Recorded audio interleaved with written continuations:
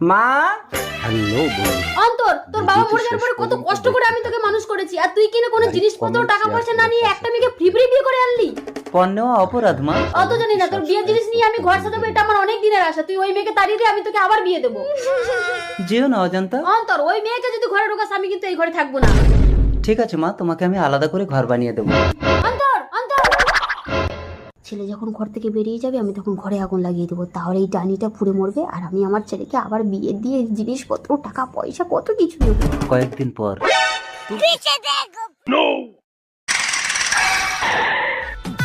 অজান্তা, tiffin কৌটায় করে ভাত দাও, ও ঘরে মাকে ভাত দিয়ে আসি।